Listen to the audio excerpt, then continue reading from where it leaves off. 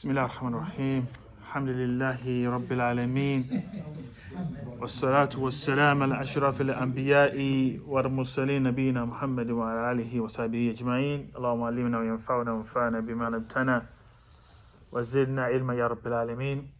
We continue the discussion on the etiquette of walking to the masjid or to Salah.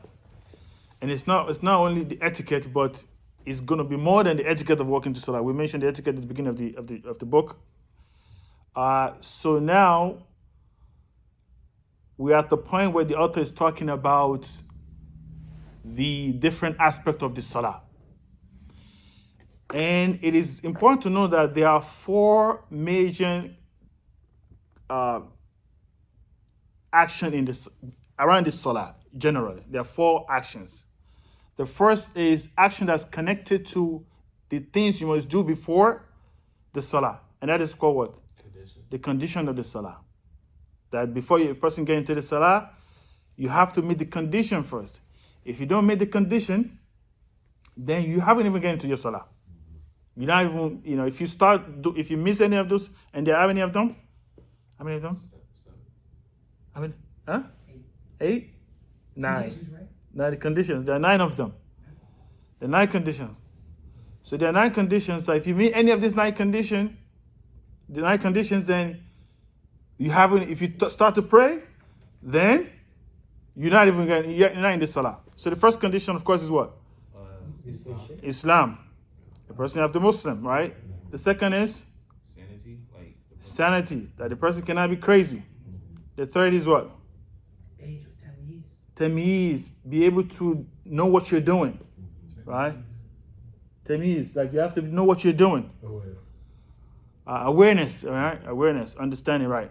Number 4,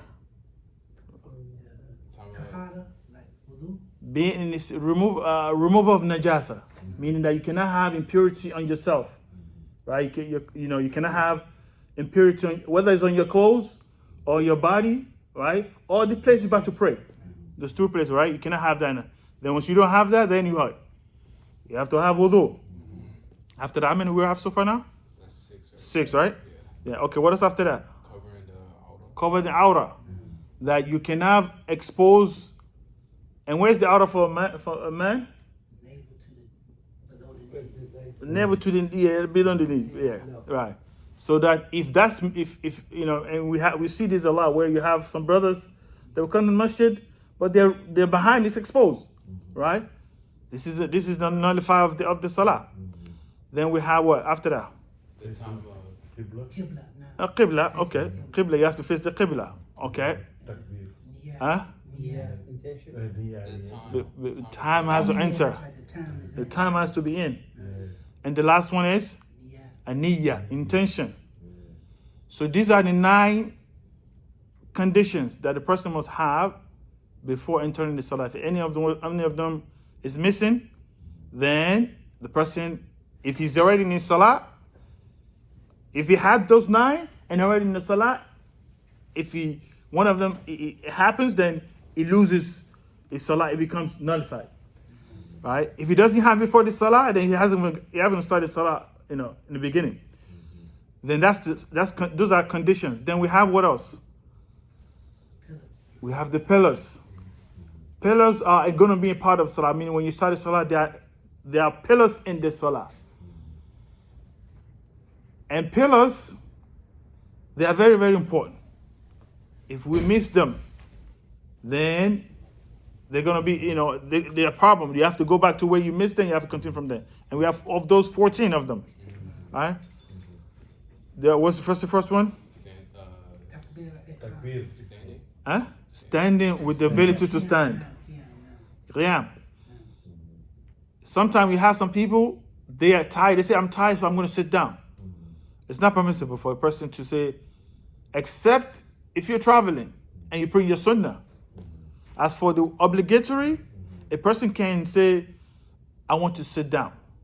Right? If you're tired, no. So much so that the scholar said that the condition for you standing is that if you stand, you're gonna fall. Like or you are in excruciating pain where If you stand up, it's gonna be very difficult for you. But if you're tired, it is not allowed for a person to say, I'm going to sit down. Some of the brothers, a lot of people do that. So the second one is Takbirat al-Haram. The person has Takbirat al-Haram. What's third one? Surah al-Fatiha. Okay. The fourth one? Going into Ruku'. Okay. Fifth? Raising from Ruku'. Yes. The fifth one. Sixth? Sujood on the seventh. I say sometimes you have some people they don't. And then what are the seven before we? 2 legs, 2 hands, 1 face. Right. Yeah. So your knees, your toes, right? And the 2 hands. And the 2 hands and knees and your head. Nose, right? And then they're together. Yeah, they're constantly together. Yeah. So we don't. Some of us we don't touch it with the nose. yeah, inshallah, we're gonna mention that point as we continue. But no. Quick question. No. I've seen, you say their hands, right? Mm-hmm. I've seen sometimes some people pray and they have their knuckles down. I like it. It's not. No. It has to. We're gonna come to that where the palm has to be touching. It has to be facing the qibla like this, right? You can pray like this, then it's not. It's a nullifier. Is that also when you're standing up, your toes have to face the qibla? Because lots of brothers Yes, like yes. Of course, if a person have a situation where they don't have the ability to, right? In that case, then there's no problem, right? But if you have the ability to do, then you have to do it now. Yeah. Right. So how many we have so far? 6. Yeah, 6. 6. So a person he's 7. a prostrate on the 7 part of the limbs, right? The 7's what? Should coming up. Sitting up. No, we're talking about the Sujood. yeah, we're talking about The sittings Yeah, between the two sections. the parts touching the ground. That's 7. yeah. So all the parts have been touching the ground. Then what? You come back from sujood. That's the 7th one. The 8th is The sitting between the two sections. sitting between the sajdatain, right? When you do the sujood, you have to sit between them. All right. So that's 8. 9 is what? Maybe Man, the taslim. calm. Yeah, being in a state of tranquility. You can't be doing it too fast, right? People are sometimes you have some people they're racing past in their salah. All of these things that we mentioned, they have to be with tranquility and not rushing. And then what's the 10th one, right? And the order. Keeping the same. In the tertib, jazakallah khairan. Yeah, it has to be in order. You can't do sujood before ruku', right? Okay, what else? What's after that? The taslim.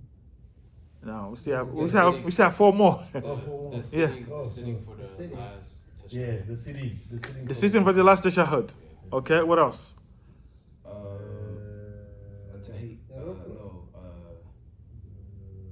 Tashahhud al-akhir. The last tashahhud. The last tashahhud, not the first tashahhud. The last tashahhud. Yeah, the last tashahhud. Sitting for it. Sitting for it. No, we already said. I thought we already said sitting. No, sitting between the 2 sujoods. Sitting between 2 sujood, that's different. Sitting for the last tashahhud, you have to sit for the last tashahhud. Yes. All right, and Sending salam on the prophet. sending salam on the Prophet sallam, and the taslimatan. So those are the 14. I know it's very important we know this because why? If you miss them, the salah is nullified. If you miss any of this, then the salah is nullified. So, and if you miss them, Unless you go back and correct unless you go back and correct it, But that's afterwards. After you correct after you correct it, then you make sujood saw. But if a person, for example, he only make 1 sujood, right, in the first rakah, he didn't make the 2 sujood between the 2 sujood where you make in sujood. He only made 1 and he got up. And this is the first rakah. If you remember this, I forgot to make two sujood in my first rakah and it's in the fourth rakah, he has to go back Yeah, first rakah. to that first rakah, make the second sujood, and come up with everything that comes after it. Right?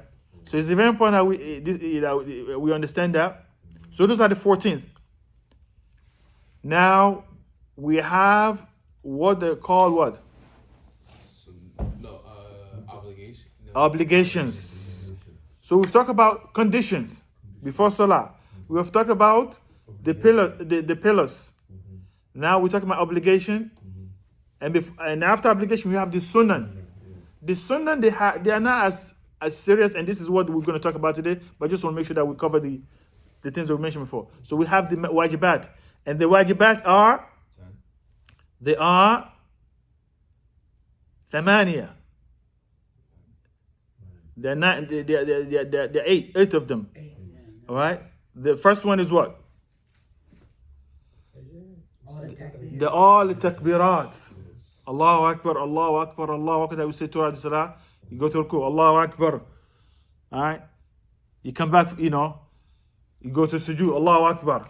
All the takbirats in the Salah, they are from the wajibat. Then what after that? Except for the first one. Except for the first one. To start the Salah, Yeah, that's the pillar. Allahu Akbar. That is the pillar. But any Allahu Akbar that comes after it, those are wajibat. Then what after that? Subhana Rabbi al-Azim. That we say in the ruku. Okay. Then what else after that? Subhana Rabbi al-Azim. Okay. Sami Allahu liman hamida. Rabbana wa lakal hamd. These are from the obligations. Those two are together. Sami Allahu liman hamida. Well, what is the correct thing about that? We know who says Sami Allahu liman hamida, who says Rabbana wa lakal. Imam says so. Imam says what? Sami Allahu liman hamida. That's it? And then You say it to yourself. both of them. You still say No, the Imam say both of them. One by one. Both right. The Imam said both. The follower said. The follower say the same. Nah, jazakumullah khairan. Yes. The Imam says Sami Allahu liman hamida, Rabbana wa lakal hamd. The people that are praying, the Mahmumin, they said, Rabbana wa lakal hamd. Right? And And then Allahumma Rabbana wa lakal hamd. Something like that. Okay. Then we have what's after that? between the sujood. Rabbik firili, damn. How many so far now we mentioned? That's 6. That's 6. Okay. Then we have The first tashahhud. the first tashahhud and sitting for it. Yeah, now. Right. It takes time, it's these and why these are very important because the ruling for them are different. The ruling for pillars that we mentioned the 14th, they are different from this obligation. If you miss if a person intentionally miss any of them, whether it's pillars or obligations, it nullifies the Salah completely. But if you forget the pillars, you have to go back and make it up and make sujood yourself. But if you forget the obligations, You have to replace Just make sujood. you just make sujood yourself. You make sujood yourself. That's all you have to do. What if you intentionally forget a sunnah? If you forget the sunnah, Nullify no, it doesn't nullify the Salah. It is no. For it says sunan. We haven't get the sunan yet. Okay, all right. Yeah. No. For the sunan, no, it doesn't nullify the Salah. Or it's disliked for you to it's defied because sunan is not any sunan. Of course, it's important. It's better to follow the sunnah. But if you miss them out intentionally, then it's just like it's makruh, right? Because Now, the imam, I remember we was having like a discussion like a couple of nights ago. The imam was like saying that if you miss a sunnah intentionally, that you should perform sujood saw. you should perform sujood saw. Now, if the sunnah that is all you always do, I mean, most people will not intentionally miss it. I mean, if you used to do, you're gonna do it. No, some people depending on the madhab. Some people they don't want to say Amin too loud because my madhab. Oh yeah. My Now, if you're praying behind imam, the responsibility of the imam is the weight of the people praying behind him is on him. Imam is as a doorman. Is the one. It's like an insurance person. Let's put it that way. If you get into an accident, you know, you got to go to the insurance agent, right? He's the one that's going to be responsible for it. So any mistake that you make in the salah, right, that is not connected, that's in your salah, the imam carries that weight. Imam is the guy that carries the weight. Right. So one Afghani, he told me there's some masjid in Afghanistan. If you try to do this, they break your finger. These Taliban. So those people they miss the sunnah for on purpose. the Hanaf generally they raise their finger like this one time and they put it down. That is their. So if they see you keeping it up, They see do something this to way.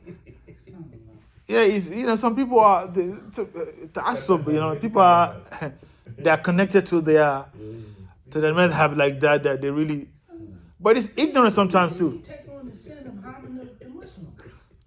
Yeah, subhanallah, It's like cultural. it's cultural as well too, right? Culture, the one is a kid, everybody. Yeah, right. So, but that's why we have to learn. Right. Anyway, so he mentions what else? So we mentioned 8 of them, right? Now we are going to talk about the Sunan. The Sunan are, if you miss them, if you're used to doing them, if you miss them, most people will not intentionally miss Sunan, right? Except if it's not part of the madhab, right? But people usually miss Sunnah if they forget, right? If you forget and you are used to doing it, you make sujood sawu to make for it, depending on where it is. Sometimes you can add to it. If you do more than it, then you have to make sujood. When do you make sujood after you add to it? If you add If you take it, if you leave it out or you add. Yeah, right. If you leave it out, Leave it out or you add to it. right. Then you make sujood. So Yeah, if you leave it out, when did you make sujood? if you leave it out, then you make sujood immediately.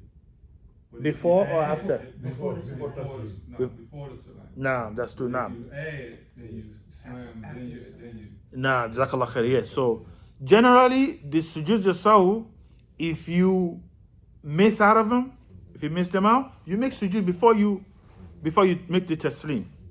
But if you add to the salah, you make the sujood afterwards. So that's the general.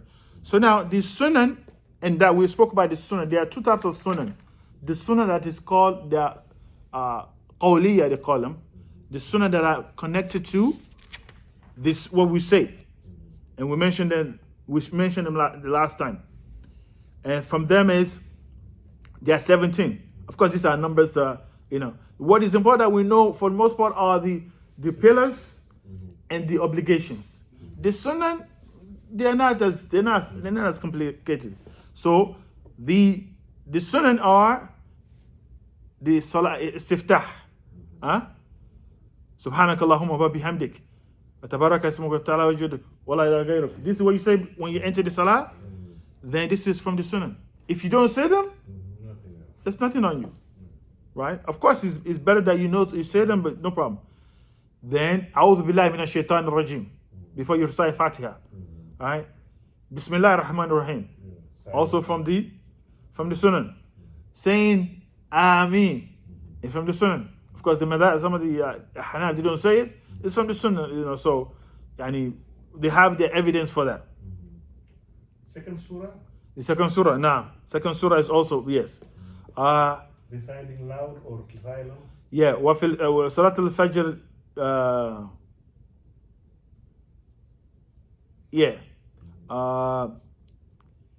reciting loud. That's one of them. And also in the time that you're supposed to recite quietly, recite quietly.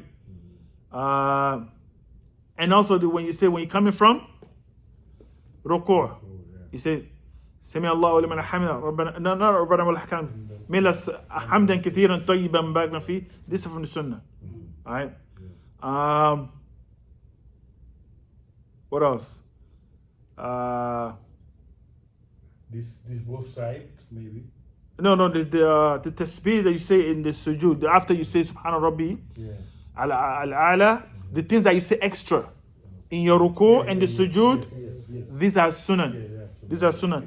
Subhana Rabbi al-Azim, those are wajib, right? Subhana Rabbi al-A'la, those are obligation that we're supposed to say in our salah. Yes. Rabbi Firili, right? Rabbi is clearly that's It's an obligation. Actually وتعوذ في التشهد, the dua you say the dua we add. yeah. Yes. اللهم إنا أعوذ بك من عذاب جهنم عذاب القبر. All these are the sunan. Okay. What else? The taslim, the both side, maybe the other side will be sunnah. Yeah. Use camera. Both side, maybe the other side Slant is to the sunnah. left and then to the right. Somewhere. No, Taslimatan. No, Taslimatan is from the obligations now. Yeah, before though, What's that? It's only to the right. So that one we discussed that one with Imam already. For I was janaza, just checking the book. What for the book janaza, yes, is once, right? And some from what I remember, and inshallah I have to go and check. I think some of the there's a narration that mentioned that, but I can't remember it right now. But I need to go and check that, where you can only say one time. No, the- But what is correct is that you say it. yeah, what the is- Imam said he has to. Imam Yeah. What is correct that you say both of them. Yeah, he has the delete itself for that. That But yeah. Yeah, if explain you only that. salam to the right and you don't salam to the left, right? missing. I mean, now you're missing a sunnah. Yeah. I mean, then you have to do sujood to salah. Yeah. Need not a sunnah. And, That's what I was yeah. checking. If the other one is sunnah, It this is. one is The first one is Yeah. father. the second one will be sunnah. If there's a narration for this, if there's a narration for it, then you don't have to do it because there's actually a narration that Prophet ﷺ did it once. Then you don't have to. You don't have to in that case. Type. So what we've mentioned so far are the sunnah that's connected to the sayings. Now what we're going to talk today about is the sunnah that's connected to actions. And the author rahimahullah he says. He said, وَمَنْ سِوَى ذَلِكَ, meaning everything that we've mentioned, or anything after that, فَسُنَنَ الْأَفْعَالِ مثل كون أصابع مدمومة ومبسوطة مستقبل القبلة, meaning that when you stand, that your hand, right, they have to be together, right? That when you raise your hand in the salah, raising your hand, this is from the sunan of actions.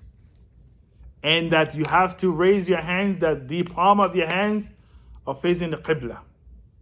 Right, facing the qibla. Then he mentioned, he says, وَرُقُوا وَرَفْ مِنْهُ وَحَطِّهِمَا عَقْبَ ذَلِكَ, that when you come back, after you come from ruku', that your hands goes down, right? That your hands goes down when you come from ruku'. Well, what about the brother that put their hands back? Yeah, there's difference of opinion regarding that, right? And this is what Sheikh Abdulaziz bin Baz and Sheikh Al-Albani, they differ, right? Sheikh Al-Albani says that you do not put your hands on your chest, right? Sheikh bin Baz said that you put your hands on your chest. So it's a difference of opinion, right? And they have the evidences for it. But whatever you do, as the scholar mentioned, whatever you do is fine. If you put your hands down after you come back from ruku', it's fine. If you put your hand in your chest, that's fine as well too. Okay. It says وَقَالُوا وَقَرْضُ الْيَمِينِ على القعن شمال. So you're holding your hands like this is from the sunnah. Okay. وجعلهما تحت سرته, that you put your hands under your Chest. Yeah, there are two positions in that. You know, the Hanafis, they usually put their hands below their bellies, right? Whether you do like this or you do like this, it's fine. What about this? That's fine too. Usually, when it's tight, you just go.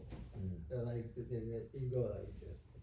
Yeah, the correct one is that it has to be below your chest. Yeah, but this what I'm talking about. The hand. Placement of your hand. Before the Yeah. hand, it's like- Yeah, it's jais. Yeah, they have different narrations for them.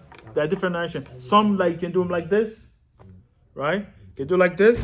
You can do like this. You can do like this. Yeah, they have. The most Yeah, now. important part is right on top of the left. Right now, Sahih, yes. Jazakallah khair, yeah. Now, he says, so when you do that, whether you do like this, or you do like this, or you do like this, that وَالنَّظَرِ إِلَى مَوْضِ سُجُودِهِ, that you are looking into where your sujood is. Some people, they will be looking around, right? They'll be looking around, it's not permissible. Or people look in the sky. That is, it's not permissible. Haram for a person to be looking in the sky. There's actually a hadith that, you know, that mentions that the snatcher, yeah. So it's not permissible for a person to look while in the salah. He said, وَتَفْرِيقِهِ بَيْنَ قَدَمِهِ فِي قِيَامِهِ, and that he separate within his leg between his salah. Some people, when they stand, they put their feet together like this, right? No. It has to be, the feet has to be separated when you're standing. It should be like shoulder length is straight down. Nah. Not wide spread out too far. Nah, exactly. Jazakallah khair. And actually, we mentioned that where some people, they will stretch their legs, right? That's opposed to sunnah. It shouldn't be, the feet should not be together, nor should be spread out wide, but just be balanced. Should just be normal. He says, وَرَوَحَتِهِ بَيْنَهُمَا, that he is stand in a way where he's one of his feet, you know, when he's standing his feet, is leaning to one on the other at certain points. Meaning, for example, when you're standing in your salah, you should try to, it's from the sunnah that you lean more, you depend more on your left leg.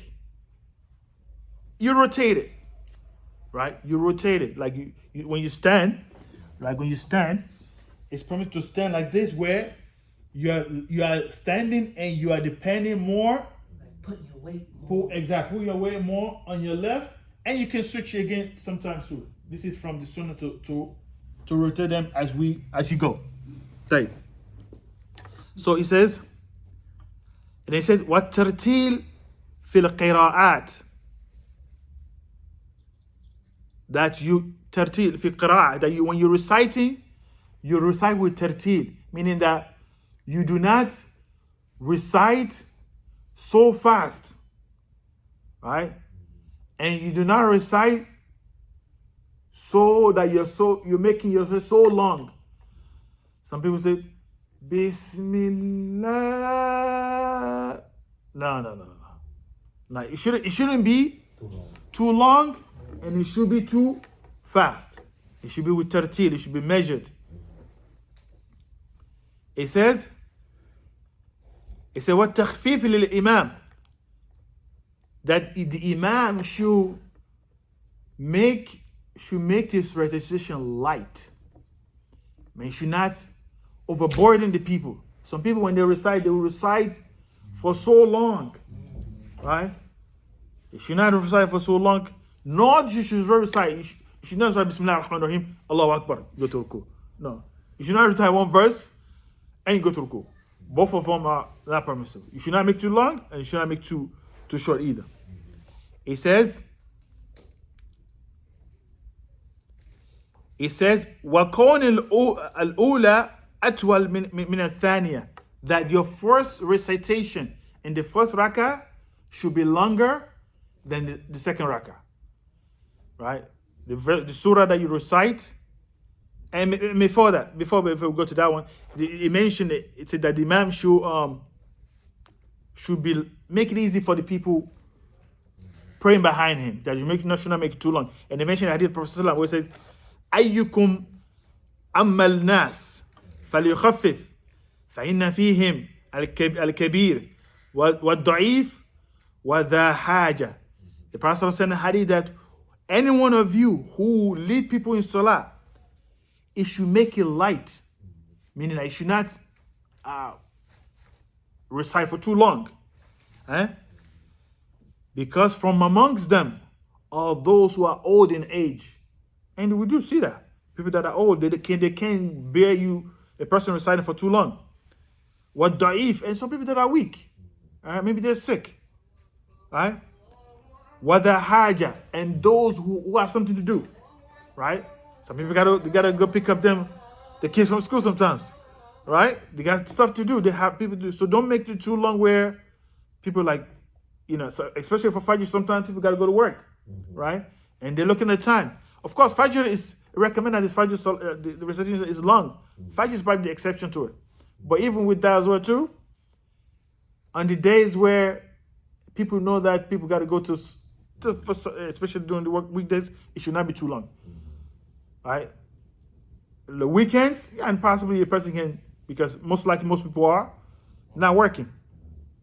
Right. So he says, the first rak'ah should be longer in recitation than the second rak'ah.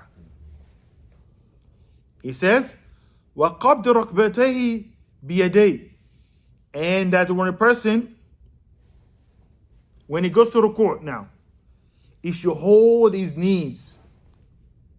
He should hold his knees with his hand. And also when it's between the two sujood. When a person between sujood, this is when he holds his knees. Right? You hold his knees when in between the two sujood.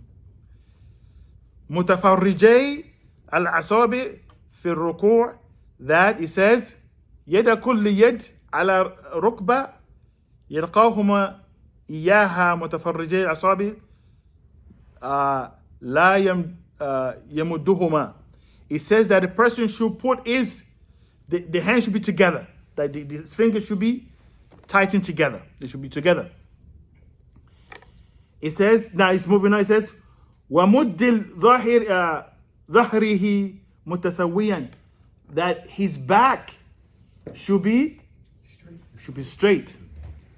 Some people, they will go through like they want to, like they're making sujood while they're in the ruku', right? Or some people, they raise their head up. Also, this is not permissible as well. The back has to be straight. When you say raise your head up, you mean like looking forward? Your back has to be straight like this, right? Right. Yeah. Okay, you talking about while you're Yeah, people like this. yeah. Some people don't make the ruku completely, and that is also Your head should be The back of your looking head down. the back of your head should be straight. it should be straight now.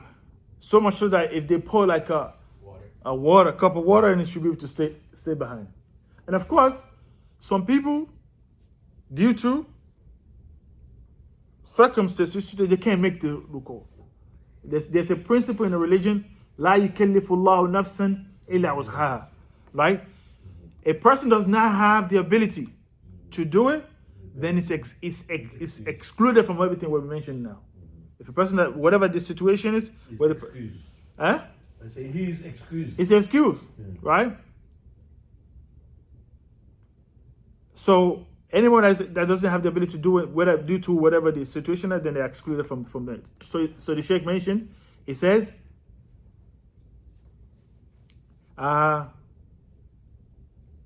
it's a mujafat al-adudai and jambay, that when he's in his ruku and his back is flat, then his hand should not be connected to his body.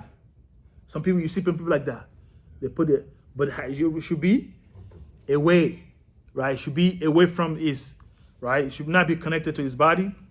It says,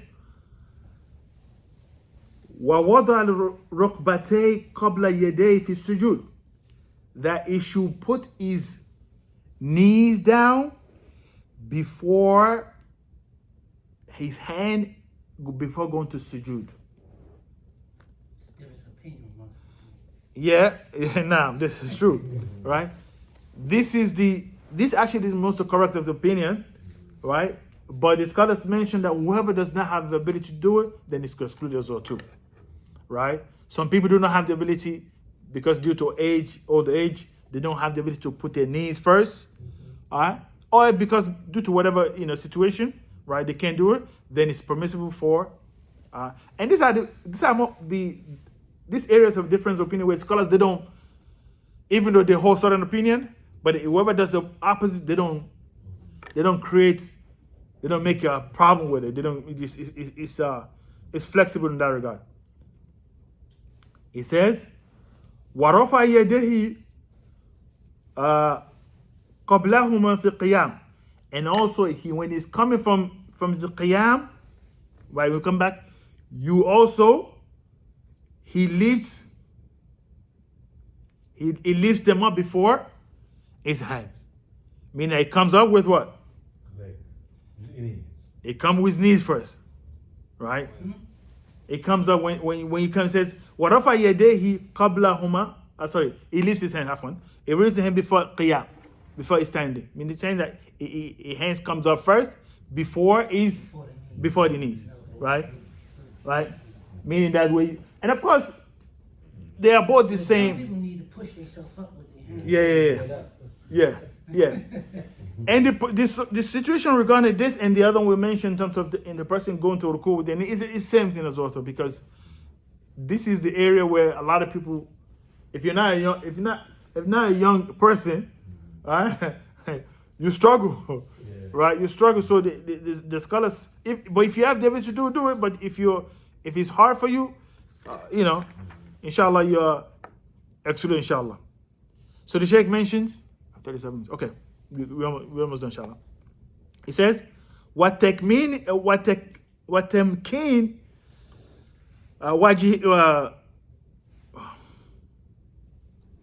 جبهته وأنفه في الأرض, and he says that he has to put his face, he has to establish his face on the ground. Some people, I think brother mentioned, some people don't totally put their face, and also from the nullifier as well too. They don't put their nose, they only put their head, right? But their face, or some people just put it lightly, right? It doesn't mean that you have to really want to kill your head. Then no, it doesn't mean that. But you establish your head where your face is sitting comfortably on the ground. It says, مجافات العجدي and جنبه, that also when your hands, you do not, just like we mentioned for ruku, you do not put your hands together like this, but actually you make it out, like some people they'll put their hands so close in the sujood, like the hands are together. It shouldn't be like that. It says وبطنه and فخذيه, and also from his stomach as well too, meaning that his thighs should not be close to his some people, when they make in sujood, their chest and the thigh will be so close together, like that, as if they're in a ball, the right was in the ball. This is not permissible. It says, of course, it's sunnah, it's from the sunnah of the actions, but this is from the sunnah that a person should accept, inshallah. If a person does it, then it doesn't mean that salah is nullified. So Sheikh, let me ask you something. So like you were saying with when you're a Jew, right, in your hands, and you should be like this, right? Mm-hmm. But when you're in congregation, you can't really have your hands out. And sometimes brothers be like, like that to you. No. But No, I mean, good point. That's a good point. Some brothers be like Yes. that. So I'm Like just this, saying, I mean, it's like it's a problem practice to it even yourself. though if everybody still do that, then you know to space yourself like that, or shouldn't you be pushing out like that? The usul is that the foundation is that you should try to accommodate your brothers in Salah. Right? Right? You should, sometimes people, they try to make the space for themselves, like, right? They want to break you. No. You should actually try to accommodate your brother, give him, of course, don't make it difficult for yourself either, but, What are you eh? gonna do? Yeah. I mean, it's sometimes very difficult. Sometimes I have to do like this, just put it myself. Yeah. Instead of bothering anybody. And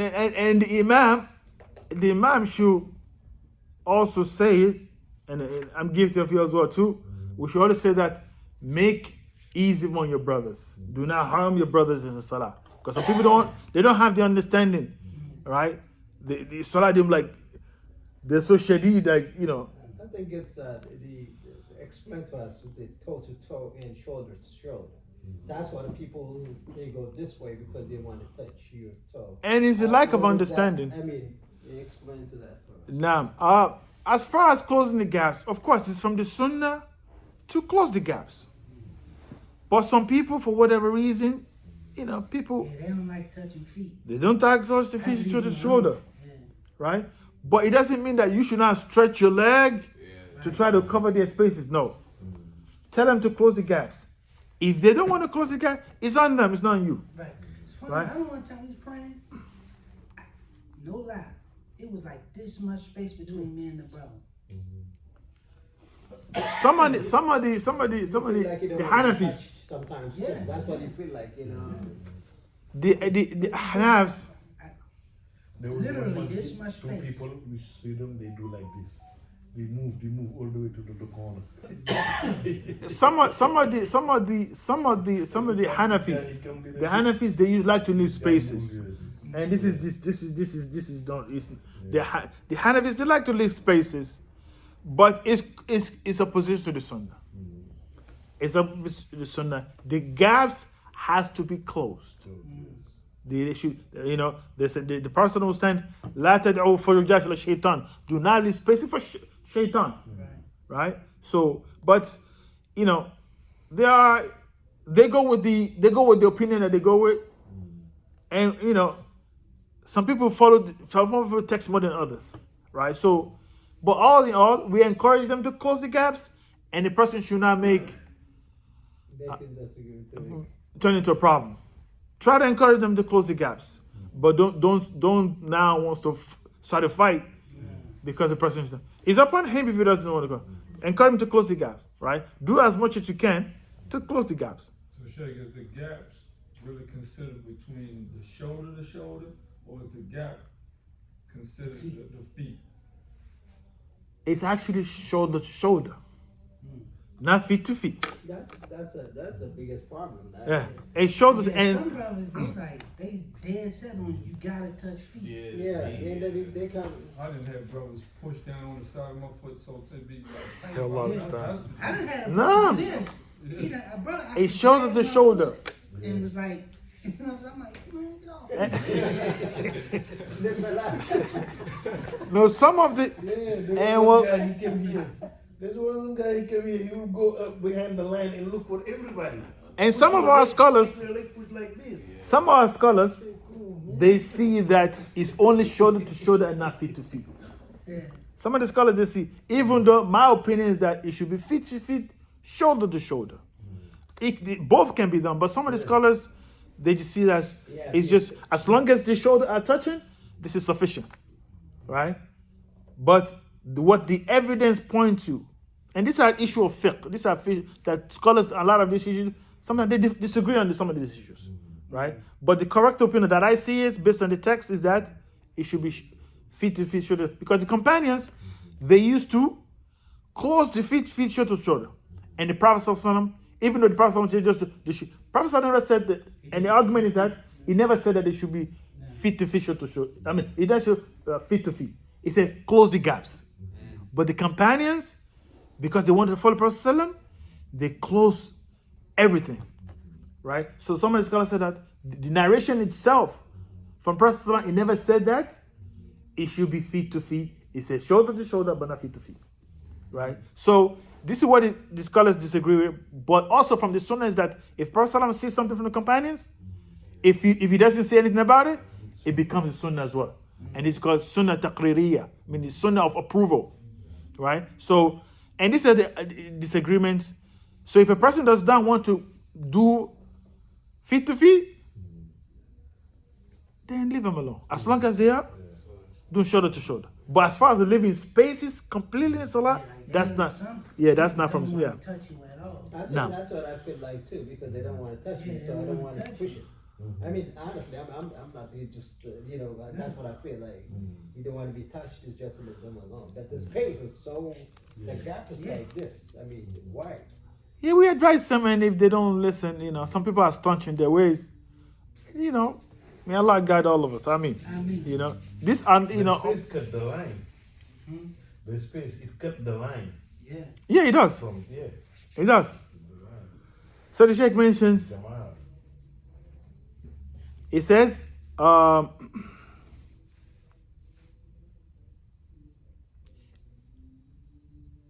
they mentioned إقامة قدميه وجعل بطون أصابعهما إلى الأرض متفرقة, that he puts his palm, and that's what we mentioned before, that his palm has to be touching the earth. Doing like this, it's not permissible. Because, and this is nullified is Salah, because the seven, the one that we mentioned in terms of the in the arkan, in the pillars, this is part of the pillars where if you do not do that, then you miss the pillar. So he says, and they are spread, mutafarriqa.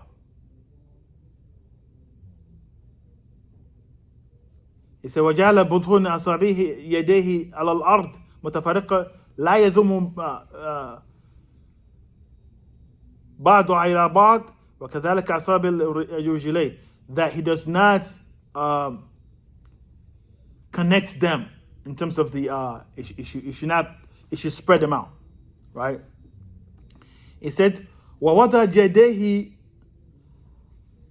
هذا منكبي مبسوطة أصابع إذا سجد.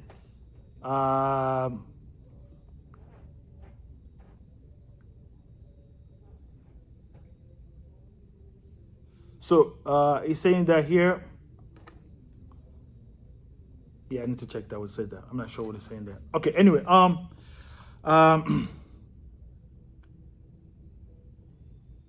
it said وقيامه إلى الركع على صدور قدميه معتمد على يديه على فخذيه. So that we mentioned this before. طيب.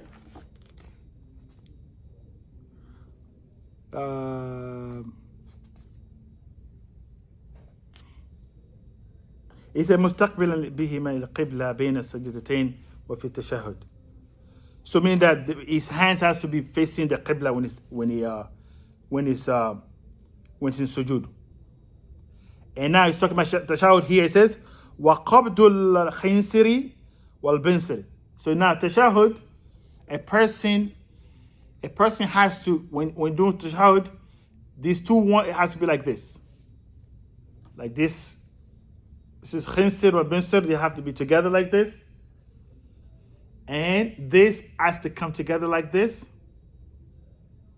And that person, so this is like a ring. Like around your kneecap. Yeah. So I'm talking about how you place your hand. So these two fingers, they come together. You hold them together like this. This will be like this, and you point this. So he says, and the sababa, this is sababa, you point this, you point this towards the qibla. It says, وَالِتِفَاتِ يَمِينًا وَشِمَالًا فِي تَسْلِيمِهِ. And now he's talking about when you're making taslim, that you actually turn your head. Assalamu alaikum wa rahmatullah. Assalamu alaikum wa rahmatullah.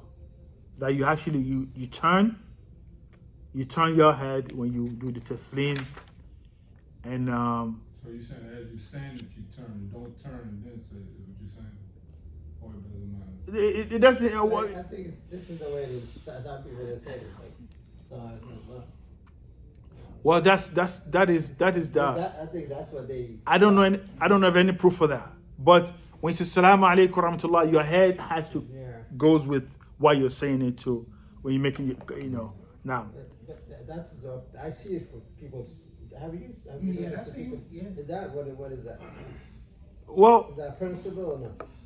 I don't know evidence for that, so I'm not gonna say that it's wrong because I don't know of any evidence. Sometimes there's some evidence, hadith there are a lot of hadith, and some people have the proof but for that, I don't know of any evidence. I'm saying personally, I don't know of proof for that. It does not mean that it's wrong, right? Or it's right either, right? But I don't know any proof for that from what I learned from the ulama. Type. So this is the I think we'll just start there, inshallah, by 6:21. Type. And inshallah, next class we're going to talk about this Sujood Sahu in detail, because all the 4 things that we mentioned now, all these 4 things, the conditions not part of it. For the pillars, for the obligation and the Sunan, of course they affect the Sujood Sahu. Whichever one of them is done, it affects the Sujood Sahu in a way, but not in a major way, but it does affect it. Right. So inshallah we'll stop there, inshallah. Subhanakallahumma wa bihamdik. Ashhadu an la ilaha illa anta astaghfiruka wa atubu ilayk. Now, and I want to mention something. I made a mistake. You had asked me a question regarding a person. You mentioned that a child zakat, paying the zakat, right? And actually, you have to pay zakat every year on that money. But there's a narration that mentions that the wali, the child, because it's about an orphan, right? It said if you're guardian of an orphan, then you should invest that money for that child, so that the zakat does not eat it all. Yeah, in there's a narration I mentioned that the wali of a person should invest it so that the zakat should not eat the entire money. So that's what because I went back and looked at it, Somebody and told me that exactly the way you said. Yeah, and that so I went back and looked at it, and I just figured I should Invest it if you don't want the zakat to eat it up. nah. So that's the yeah. So I just want. You take You care of invest it the orphan, and then you and they got a bunch of money that was left for them. You cannot take money, somebody's And money, they got and invest it by the time They he's young, by the time they 18 years old, got all that money, the money is gone. Right. That's what he's saying. But I mean, Can invest that money for. if We grow that money for him. Yeah, it's something like that. Nah. Yes, yes. So that when the zakat Yeah, comes yeah. out of it, That's what I. it doesn't really that's what I affect did it. for that. Nah, that's what I yeah. did. Nah. Yeah. And And now- now land something Right. and then keep it there.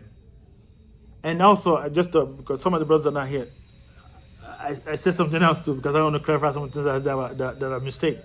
This is the second one I mentioned. Whenever sometimes you teach, you make mistakes sometimes, and I said that for a person who commits zina, right, the jailed, the punishment for the person, not for the one who's married. Who is married, Yeah, keep. is rajim, is stoning. But as far as the one who is not married, if a person is married and they're divorced, then they commit zina, the rule is still stoning for them, right? But for the ones that the beating is for who never married before, like a bikr, like essentially a virgin, right? Right. Of course, so that one is, I mentioned 80, but it's actually 100. 100. Now, 100. the 80 is for the qadf, is to accuse a person of funding zina, but you do not have The four people. This is it's 80, and this is the mistake that I made, and I just wanted to correct that because it's important that Even you your know wife, now. if you catch her doing adultery, you go and tell the Haris, they're gonna say, bring the weakness. You don't have weakness. You're gonna get 80. 80. Yeah. Nah, subhanallah.